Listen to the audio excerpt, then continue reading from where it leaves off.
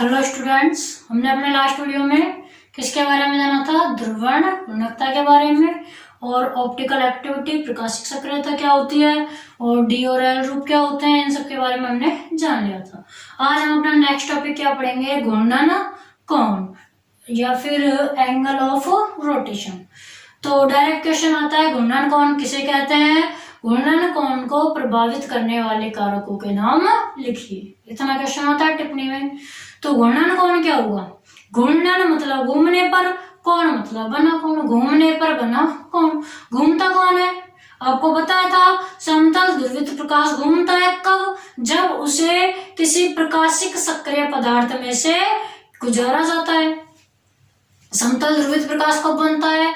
जब अध्रुवीय प्रकाश तरंगों को, यानी कि जो चारों तरफ फैली हुई होती हैं, उनको किसी निकोल प्रिज्म में से गुजारा जाता है, तो एक ही तल में जो है किरणों का एक दिशा होती है या कंपन होते हैं, और जब एक ही तल में दिशा या कंपन होते हैं तो ऐसा प्रकाश क्या कहलाता है? समतल ध्रुवित प्रकाश।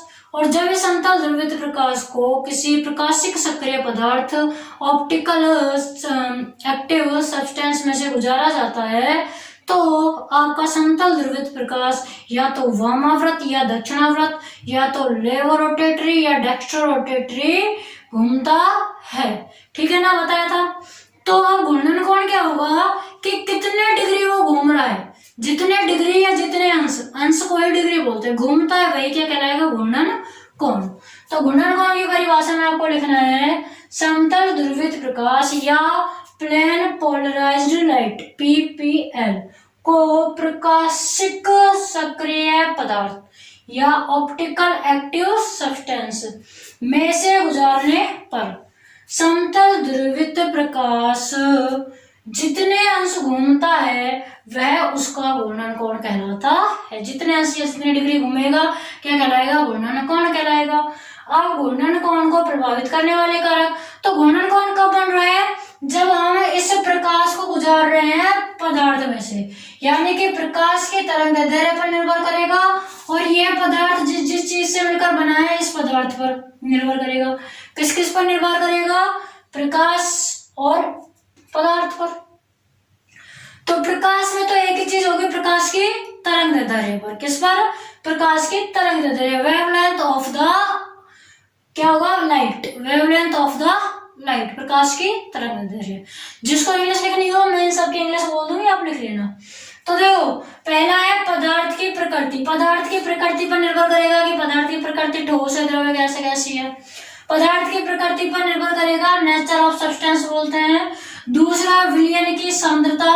पदार्थ जो होता है यह विलयन के रूप में होता है, तो इसकी सांद्रता, कंसंट्रेशन ऑफ सॉल्यूशन, क्या लिख सकते हो? Concentration of solution.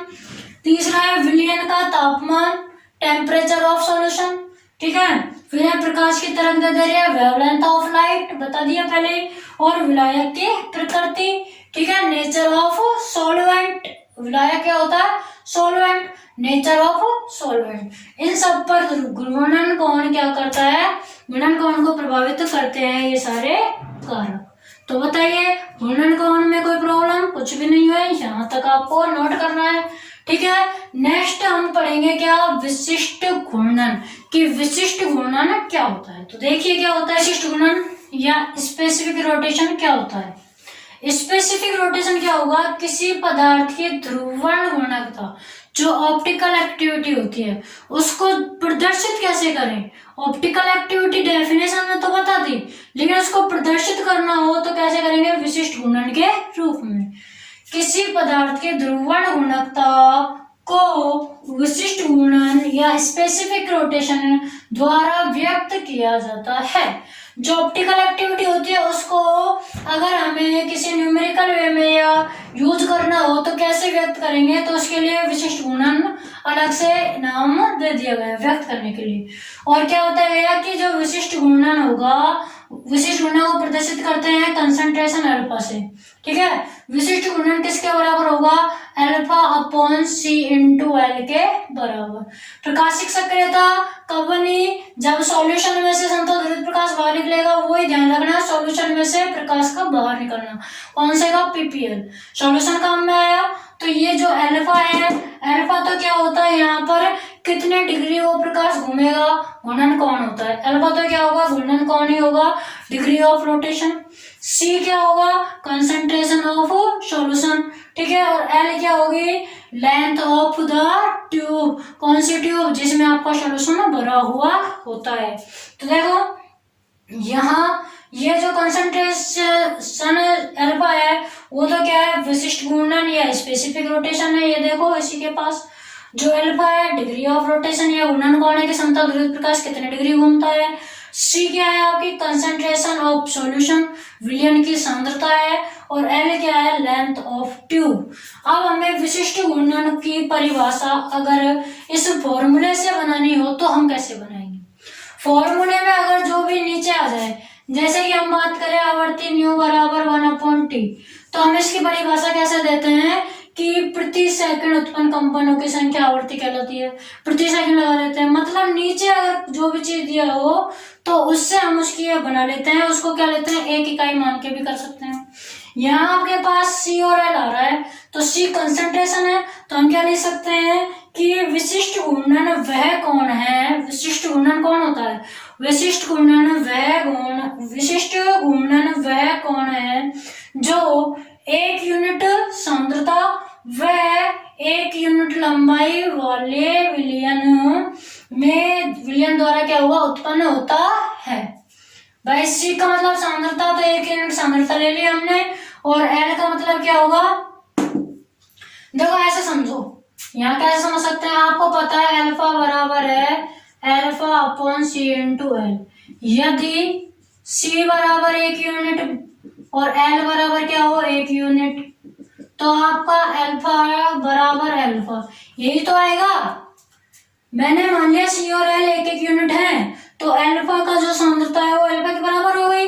मतलब जो विशिष्ट घूर्णन है वह आपके घूर्णन कोण के बराबर हो गया। लेकिन कब? जब सी और एल क्या हो? 1-1 यूनिट हो।